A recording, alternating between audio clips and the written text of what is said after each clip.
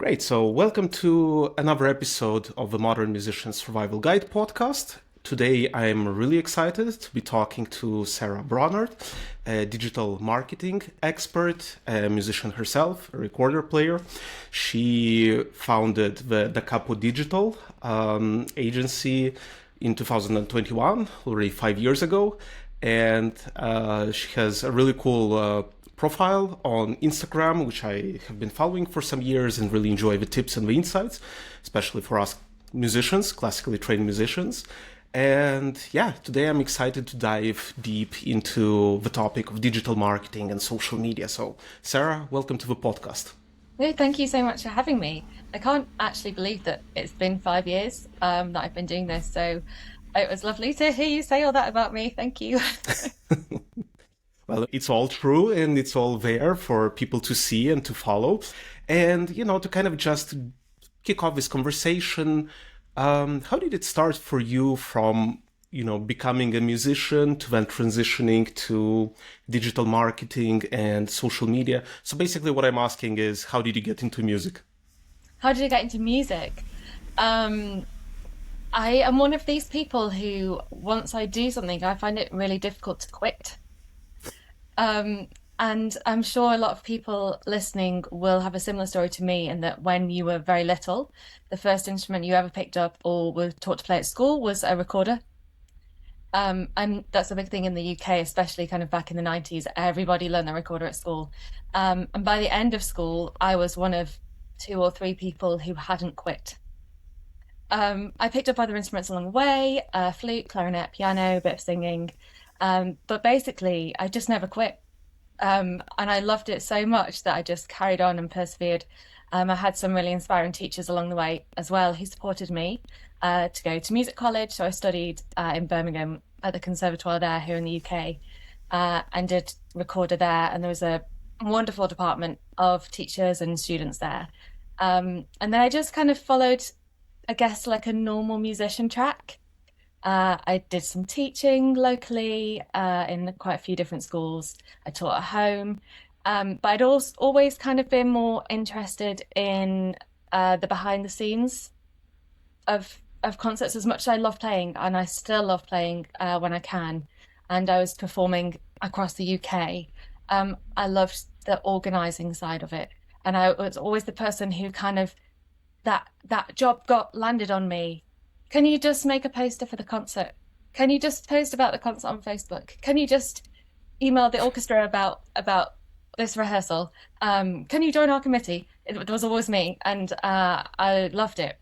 So I looked at doing an arts admin master's, and then instead, actually, I got married and I had kids, and I was still trying to juggle marriage and kids and teaching and performing and concerts.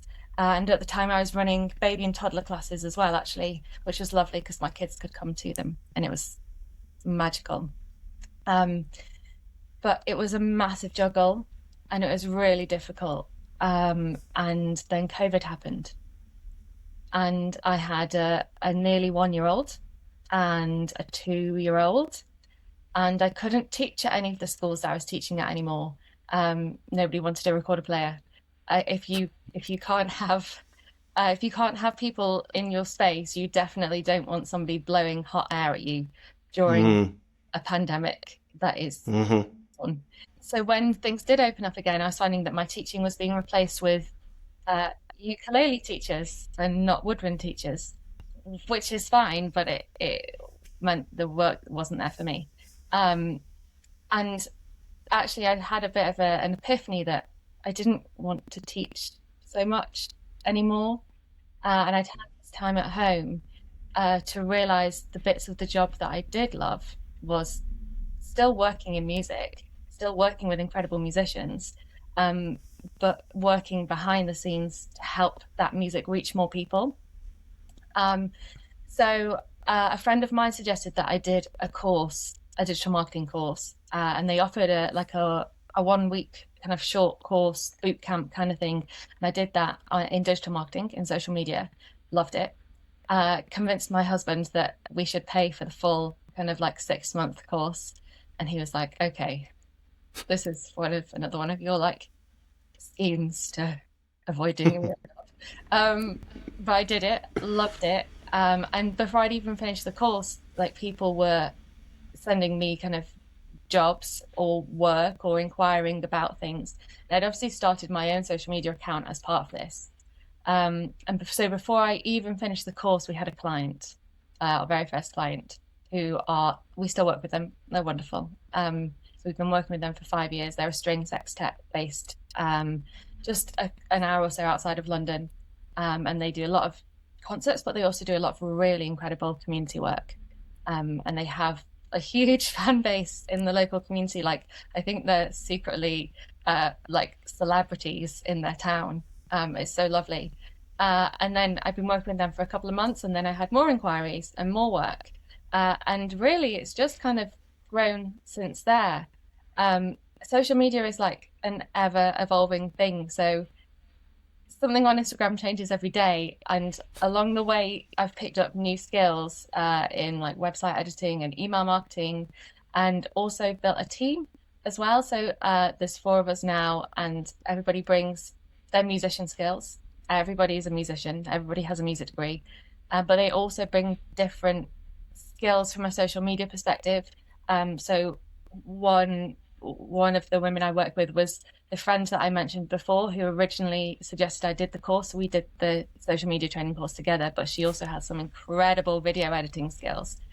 Um, and then the other two girls just have like the most wonderful personality that comes across when they write a post on social media, which then means that they're not just rabbiting information at you, they're really making you feel welcome and connecting you with the music. It's such a journey that you did there. But what I really like about your story is that, first thing, I know that in Italy also, for example, where I studied, the recorder is kind of put in front of you as the instrument at school. And I think, as you mentioned, you're either in the camp of I hate it, so I'm not doing it anymore, or you're in the other camp, And this said you're the type of person that when you start something, you kind of go on with that, and that resilience, that tenacity to keep on going. Think, especially for professional musicians, it's something that's very defining, because otherwise, you would have. We already have so many obstacles, but like in front of us, and if we weren't kind of programmed that way, probably we just would change careers or fields or whatever, which would be a pity. And it's funny that the kind of a pandemic. Also, for me, I did a course on. It was called "Be Your Own Manager" with Bronnert. He wrote a book, but then in the pandemic, he also decided to do an online course, and I took that, and that got me hooked. So that's kind of one of the origins of why I started also this podcast. And I started getting more and more interested in what's behind being on the stage. Of course, there's so many different aspects to it, one of which is digital marketing today. And I feel that there are a lot of maybe myths and misconceptions about social media, such as keep on posting, you need to be posting every day, 5 times per day, and so on. And I really want to hear your perspective on that later in the conversation. So yeah, I find it very fascinating. And also I love the fact that, you said, I found something that kind of fires me up, ignites me, and you just went all into it. And it's funny that your friend, the one who suggested to do the course, then ended up working with you and for you. Yes. Kind of makes you wonder, was she looking for a boss at the time, or was it just non-interested type of advice? Or maybe she saw something in you and then she said, you know what, this will be like really great for you. I think she saw that I was lost at the Mm, the pandemic obviously was a very scary thing and horrific in so many ways, but it did also give a lot of people I can't think of the word, the opportunities. So the course that we did wouldn't have been online if it were not for the pandemic, in the same kind of way that you were just saying. It was originally an in-person course in Oxford, and like I never Mm-hmm. that it's hundreds of miles away from where I live. It's not something that ever would have worked for me. But I think that my friend, I'm sure that she'll watch this later and have a good laugh. I think she saw that I was lost, and this Mm-hmm. is exciting. That's what great friends do. Like they try to support you and help you. And it's funny how such a terrible time, like being locked inside your house and not being able to do your work actually as a musician, gave many musicians the time to stop and question themselves and ask, am I on the path that I really want to be on? Or is there something that maybe I'm kind of missing out on? Um, yeah, who knows if the Capo Digital would have been born without that time.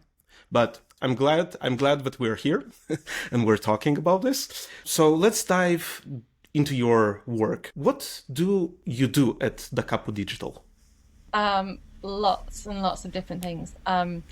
Everyone we work with is different because every musician is different, every ensemble is different, every orchestra is different. So um, we don't have one set way of working with people. We kind of take what you need as a musician, and also budget. Like it depends how much money you've got. If I'm being brutally honest, we take that and we work out what we can do to support the work that you're doing and support you as a person. Um, I think a lot of people probably think that social media marketing, it's it's just like a bit of a it's just a job, right? Um, but we get to know our clients so well. I mean, we're basically acting like them. We are pretending to be them. We're their digital representative, and we know these clients just like inside out. Uh, whether they're an ensemble and we know the conductor and the director and the manager inside out and we're in their brains, or if it's an individual musician, like you're basically their body double online. So it's I feel you have to be a very specific type of person to do this job because you're not just it's not just oh, I'm going to send Sarah a video and she's going to post it. I'm going to send Sarah a video and she's going to think about how I want that video to be presented. So I'm showing in my best light, but also so my audience can connect with it. So you have to be inside so many people, different people's brains, but also with the additional knowledge that perhaps that musician doesn't have, because they might be an incredible violin player, they might be an incredible cellist, they might be an incredible composer, like the best, top of their game. That's their skill set, right? But when we were Yep. at music college, we weren't taught to do our tax returns. We weren't taught to apply for a mortgage. We weren't taught how to write a CV or market ourselves in any way, shape, or form. So I then, okay, I can't play the violin as well as you. Fine. I can't play the violin at all, to be honest. My 8-year-old is better than me. Um, but I can take that musical knowledge and spin it around and say, right, great, you've given me this amazing piece of music. How can your audience best connect with that? How are we going to make the most of this for the people who are watching you on Facebook, on Instagram, on YouTube? Um, so that's kind of what we do with other people's music, but we do it at all sorts of different levels. So we work with some clients long term. We're working for them a couple of days a week. We're going to their concerts. We're filming clips. We're interviewing people. We even we put out chairs at concerts and tables and sell CDs. Like we muck in. We're there for it. And that's part of being a musician, right? You've just got to crack Mm-hmm. on sometimes. Um, and other people, we might do a short-term project. So we're doing an album launch starting next week, and we'll just work with them for 6 weeks and support them through the album launch. And they'll give us all the information they've got, and then we'll craft like a little 6 week project just to support that. And we Mm-hmm. also do these things for individual musicians who want to run their own social media. Um, Maybe they don't have a budget to pay for it. That's absolutely fine. I mean, I have been a working musician. I know how much it pays or how little it pays. Um, but they want to do a good job and they just need a little bit of help getting started. So we will work with them across a couple of days, across a couple of weeks, and show them what to do, and set them up with their accounts and a couple of templates and ideas, and then leave them to run with it. And we check back in and make sure that they're okay. Um, but yeah, so we work at all different levels. Some people we don't build websites. I know lots of people who are great at that. I can recommend you some people, but we don't do that. We will edit Hmm. your website. So we'll add your latest concepts on your blog post or whatever. Um, and we'll send your emails and we'll post on all of your channels and optimize it so the SEO is great. Um, or we will give you the tools and the knowledge and support you to do it yourself.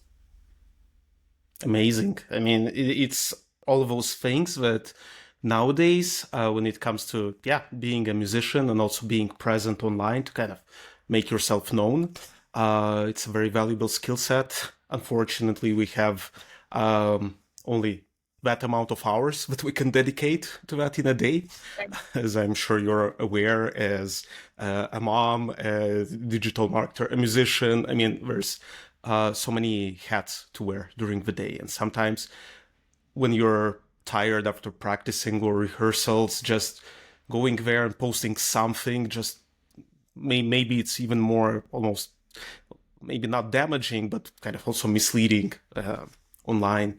And I really love your approach of getting into the heads of your clients, of the musicians, because it's kind of like when you're performing a piece, because you're studying, you're getting inside the head of a composer, you're trying to understand how did they live, what did they feel, how did they think, and then bring it in front of the audience when you're performing. And in the online space, it's also bringing it in front of the audience who are the people that follow your career and your activity. So I really, really love that approach. Yeah, I mean, I agree. You have to, if we didn't do that, everything we would post would just be so generic, uh, Mm, wouldn't be personal. And it's social media, right? The main focus of it is to be social, is to have a conversation, it's to build a community. It's not about preaching to people, it's not about just shouting out into the void. You need something back. Just in the same way that if you were stood on stage, if you just stood and you played your piece, right, and the audience were just like, you would feel rubbish. hmm. Um, but if the audience are acknowledging that they're enjoying it, if they clap, if they whoop, if they cheer, like you get that feedback, and it should be the same on social media. You're creating a conversation with your music, whether you're playing it on stage or whether you're playing it to a camera and getting feedback from the audience in a different way. Yeah, absolutely. And I think most of the times the clutter and the noise that we hear also kind of as advice for musicians or classical musicians will just keep posting more because the algorithm will pick it up at some point. It risks becoming just, me sitting and posting and hoping that something randomly will bring me further. But I also really love the fact that you are not only taking on, let's say, big clients with hundreds of thousands of pounds or euros or Oh, dollars budgets, nobody has hundreds of thousands of pounds. especially right now, 2026. No, we don't have that kinds of budgets. But also because I was talking to an AI expert, and we were talking about the different tasks that can be kind of delegated to AI, and he said something that resonated with me. He said, "Well, look, let's say 100 years ago, or 150, 200 years ago, what were kind of the tasks that involved being a musician? Practicing, performing, maybe writing music, maybe writing and performing music. Nowadays, the environment has changed, and there are many more tasks, not only quote unquote only practicing and delivering on stage. That should be kind of maybe the core of the performing musician activity. But at the same time, there are all of these kind of satellites that are social media, marketing, networking, getting to know people, getting yourself and your music out there. And I believe it's increasingly important to have people like you to get to understand the musician and to tailor the strategy and what is present about that said musician also online, so that the audiences can connect not only in person but also through digital content. I'm curious, what's your vision about authenticity online? Because authenticity, of course, it builds trust and it builds the relationship, but at the same time, it's, let's say, other musicians have also like stage names. We don't necessarily use their own names. So what is it that that said musician is trying to convey online, or how do they present themselves? What are your thoughts on that? I think there has to be some balance. I agree with you that your audience wants to connect with you as a real person. They want to know things about you. um, but you can have a private life. You deserve to have a private life. And actually, if you're just posting pictures of your cats all the time, is that interesting? Is it Mm, relevant? I think hmm that anything that you share online needs to be relevant to your message, and it can still be completely authentic. I'm not saying that you need to make lots of stuff up, um, but actually, is posting pictures of your cats relevant to the work that you're doing? No. Is your trip to the British Library to go and look at the manuscripts for the piece that you're transcribing for a performance in a couple of weeks relevant to your mission? Yes, that is relevant. And it can still be made personal, right? You can st you, hmm if you wanted, you could do a little day in the life, like here's my suitcase going on the train, and here's the library, and here's the coffee I had at lunch. Like you can make that really personal, but keep it about your work. So your audience feels like they're connecting. I mean, they are connecting with you, right? They've lived a life, a day in the life with you, and they've gone on a little trip to the British Library with you and had a nice day.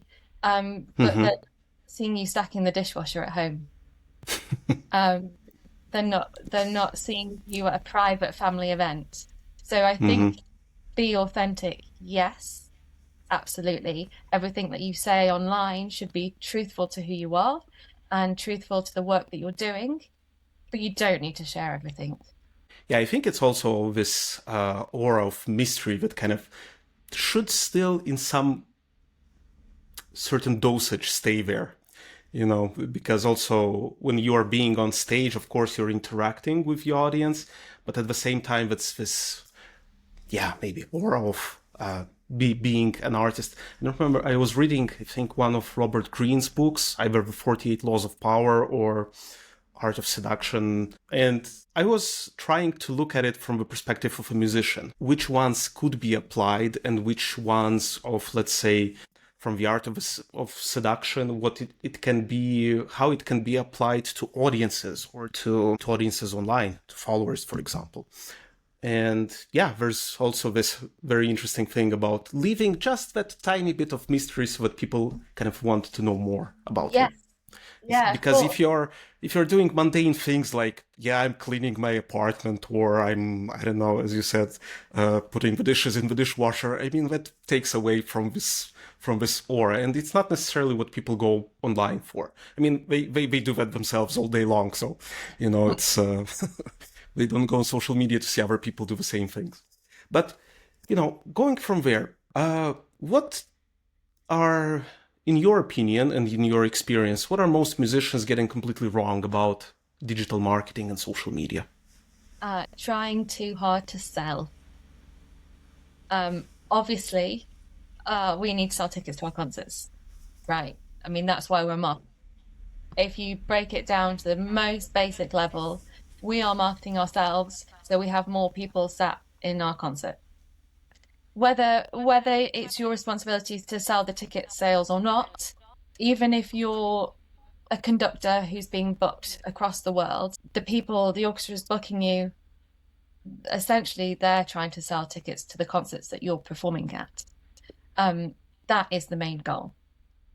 But if you constantly try and sell to your audience, Like, if that's all you're doing, if all you're doing is, I'm doing this concert, come to my concert, I'm doing this concert, please buy a ticket to my concert, they're going to get really bored. Like, they're not on social media for that.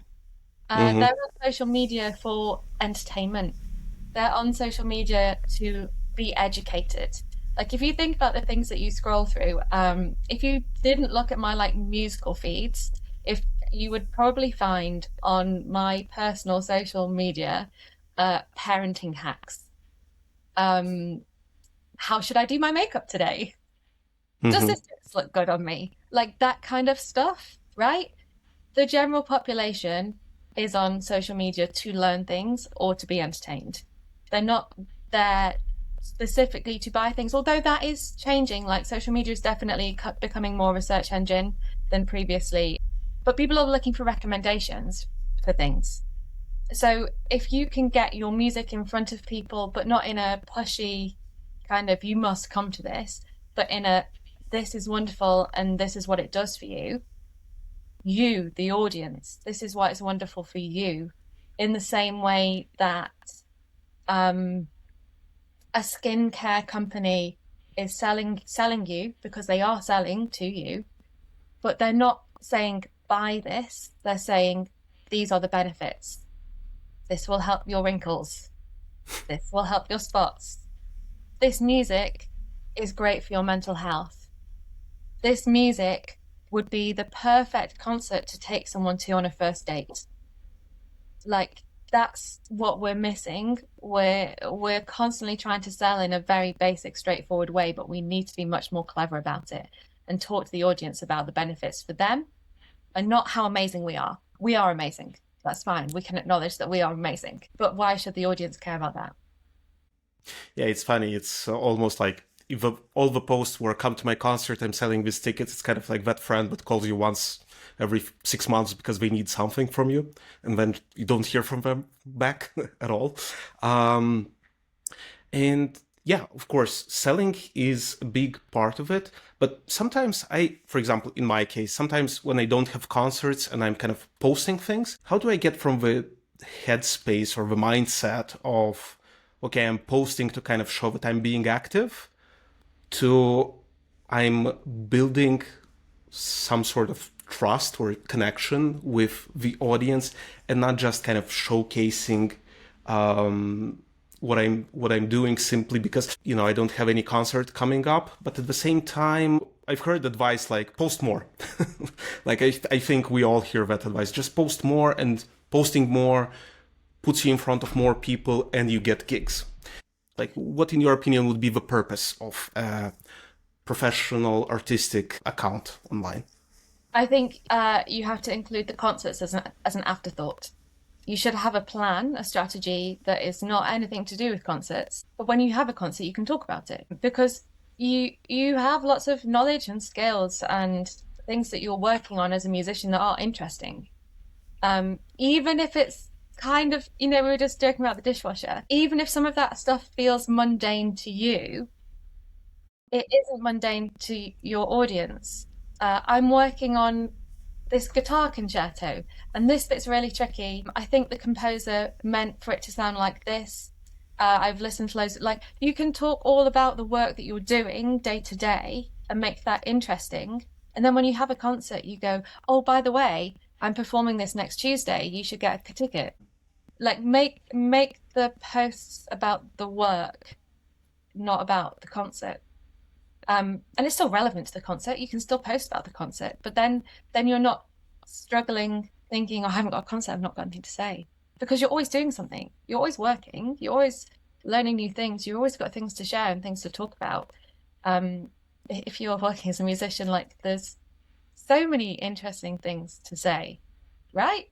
But you just have to kind of flip it on its head a bit and think, I'm going to post. You have to think about your capacity, right? I don't believe necessarily in posting every day. I definitely do not believe in posting 5 times a day. Oh my God. No. um, People aren't going to see everything that you post. I'm sure there's some statistic, and I'm sure I could have pulled out the statistic for you. Um, but if you look at the people that see your post online, your audience isn't seeing every single thing that you share, right? You are the only person, and me probably because I'm like chronically online, that sees everything that you post. Hmm. Yeah, I Okay? think it's something like at most 10% on Yeah. Instagram or whatever. Yeah. And as I replied in one of the comments on Instagram to your post about the tips and learnings we can take from the candlelight concerts, Yeah. I think it's one of those things that we as musicians, we practice the music, we record the music, we post the music. Maybe we get kind of fed up with it.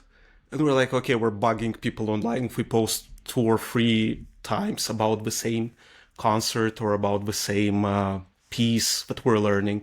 Also, because learning a piece is a long process, it may take months, And one way of posting something is the progress, but then again, sometimes I catch myself thinking, well, people have already seen that.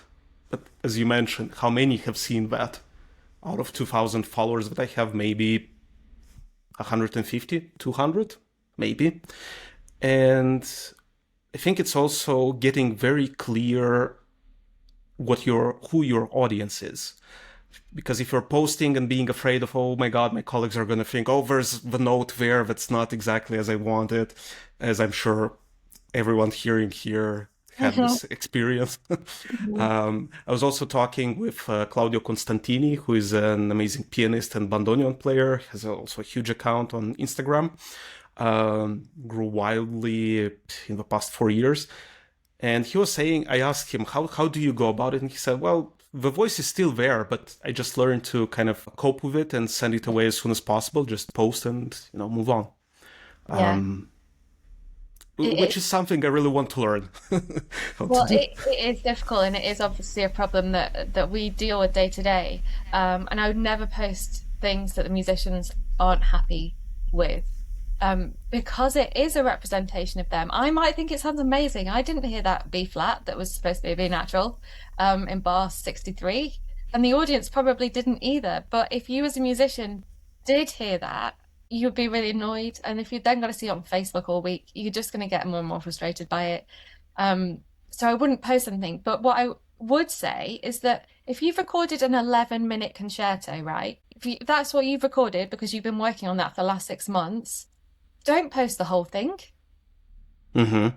30 seconds of it. And you will absolutely be able to find 5, 10, 20, lots of 30 seconds, um, that you are happy with and that you can make into a great conversation or a basis for some kind of post online. You don't, so if you miss that B flat, that B natural, you play it wrong, just don't post that little bit.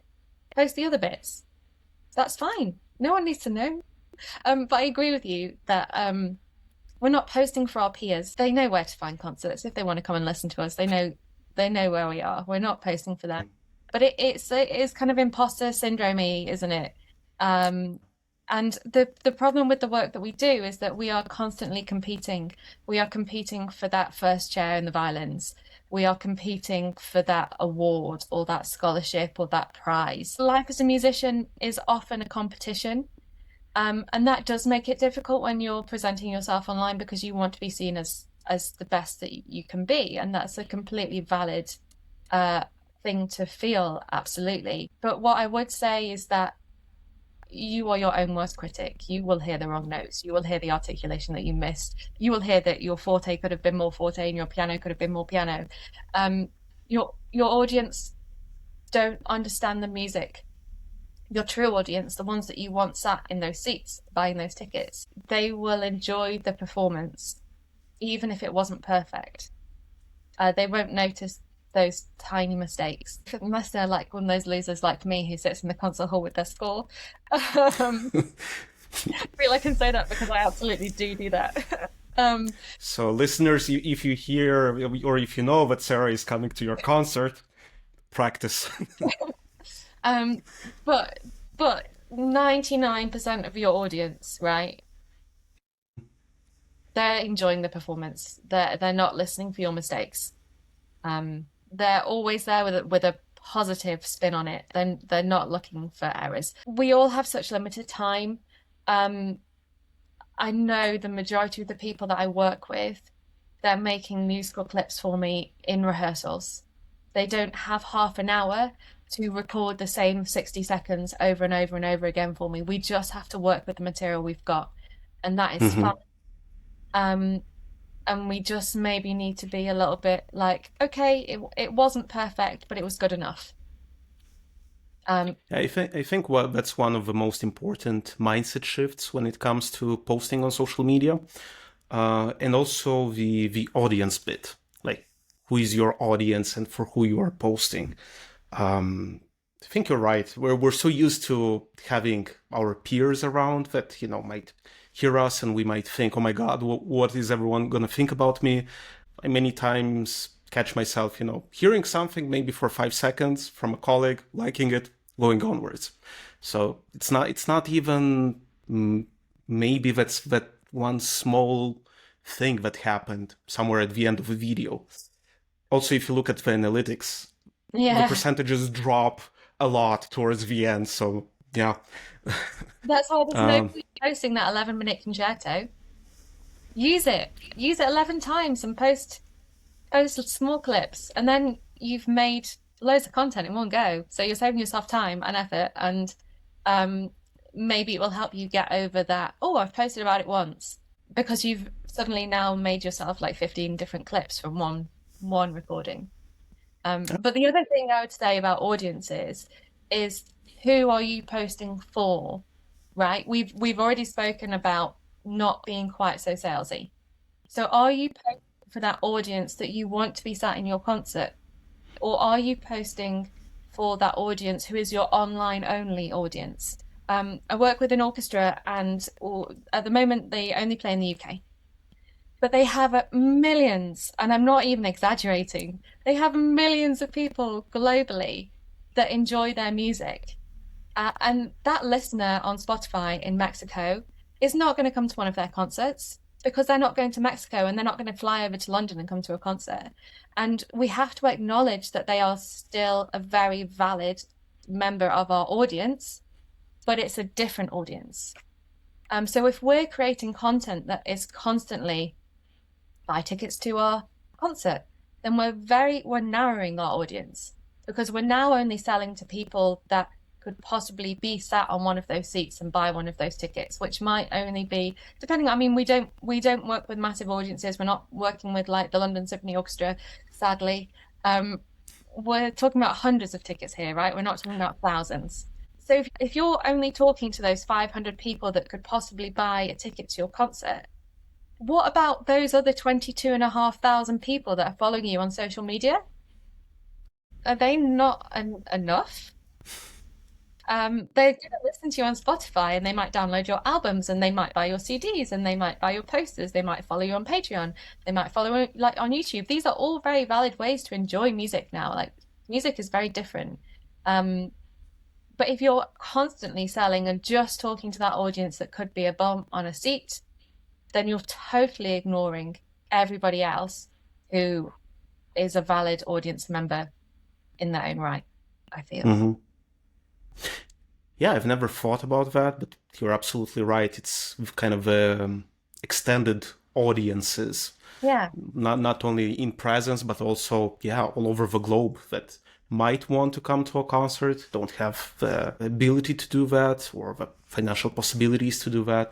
And maybe when the orchestra or you as an artist start touring and going there, if you say, hey, I'm coming to Mexico, I'm doing these dates, that audience transforms then into people present at the concert. So that's absolutely a valuable thought and insight. And for someone, this podcast is also for exactly audiences of young students who are maybe in their second or third year of studies, and to help them kind of bridge this gap between the studies and the professional career of a musician. For someone who, let's say, doesn't have a social media account, has no following, basically no audience, no strategy, what would be your kind of advice from where to start, what to ask themselves, what to focus on?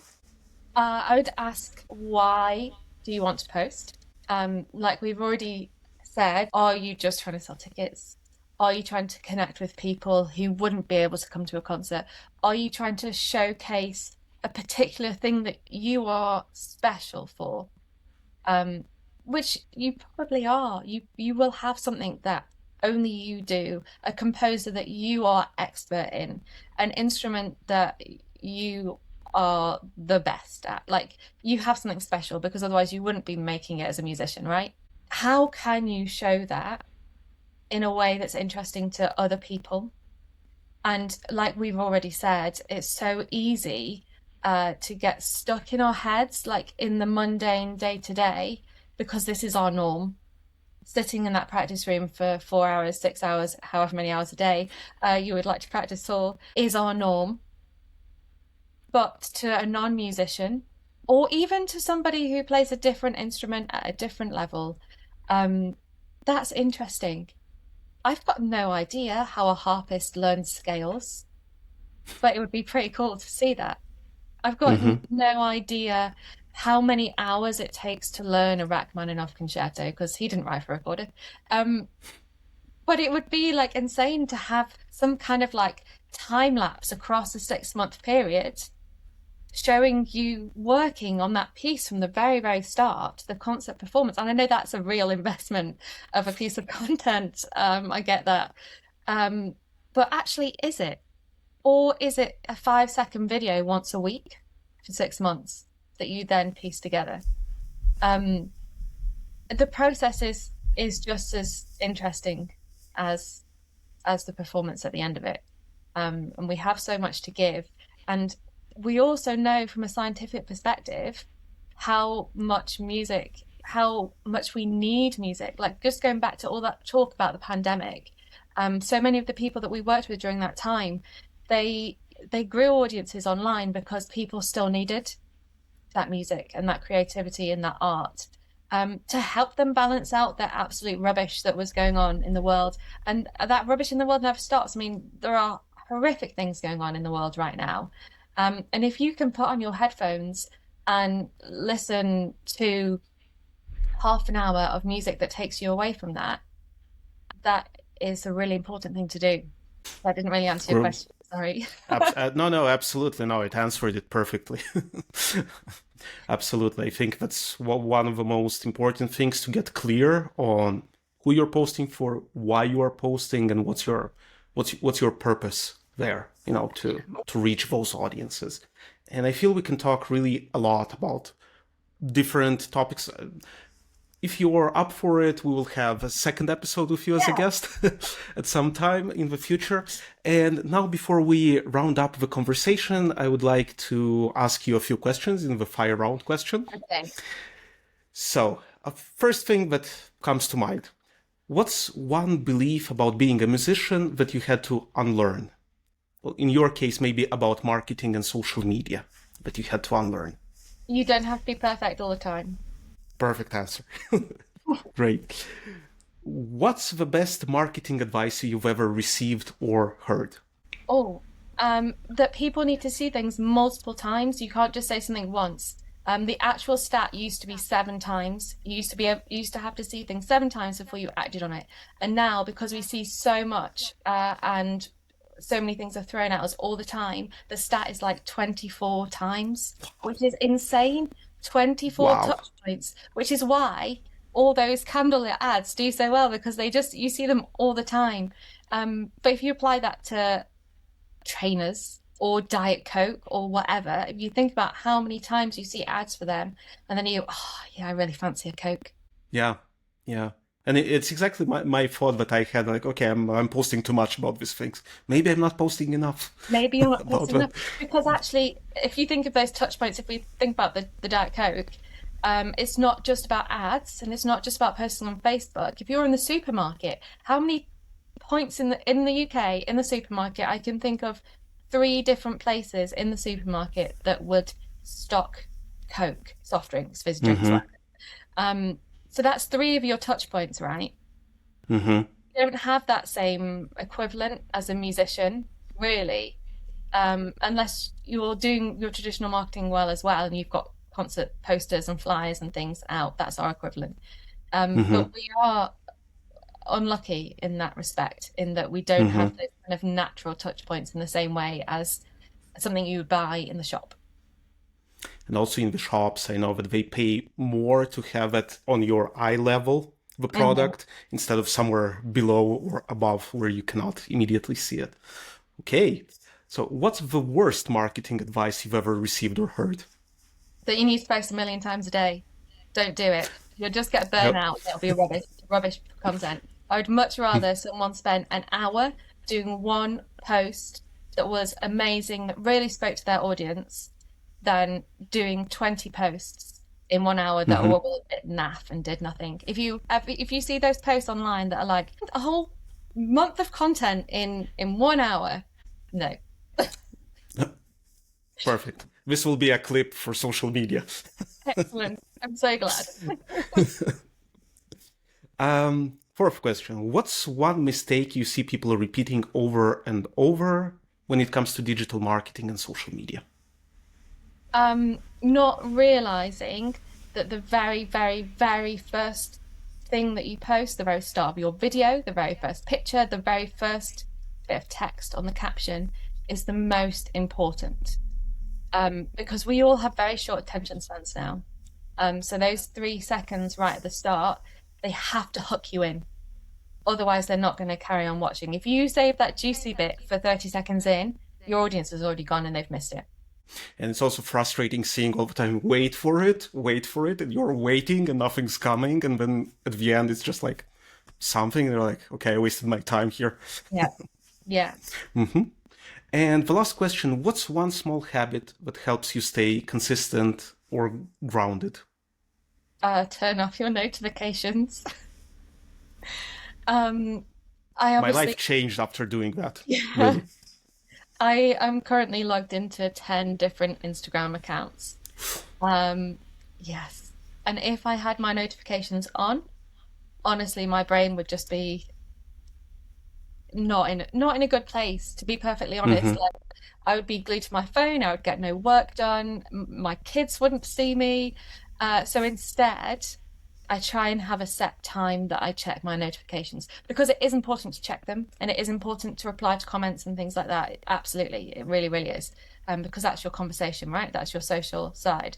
But if you've got a particularly active account, and those notifications are pinging you every 2 minutes, uh, you probably need to wear glasses, um, because you'll be checking your phone so often. Mm. And yeah, I turn your notifications off and decide, like, put it in your diary, put it in your calendar, that you are going to check your notifications for 15 minutes on a Monday at 10 a.m. and a Wednesday and a Friday. And then enjoy your life. Um, enjoy life. This is a perfect conclusion, I believe, to our conversation. And where can people find you? How can they connect with you? We are mostly on Instagram as Da Capo Digital, like that's our handle at Da Capo Digital, or LinkedIn. Uh, I am quite active on LinkedIn on my personal profile, Sarah Bronnett, or we have a website, which is dacapo.digital. Great. I will put all of his links in the description of the episode. Sarah, thanks a lot for your wonderful insights, for this very grounding and real life conversation, and not just, oh, social media is this, digital marketing is that. Uh, I really love your approach Oh, thank you. of seeing social media and bringing musicians towards the extended audiences online. And I'm really looking forward to having another conversation with you at some point in the future. Oh, well, thank you so much for having me. This has been lovely. Thanks for listening to this episode. Make sure to like, subscribe, rate, and comment this episode. Subscribe to the podcast and send in questions or topics that you would like to hear about on the next episode. Thank you for your attention and see you in the next episode.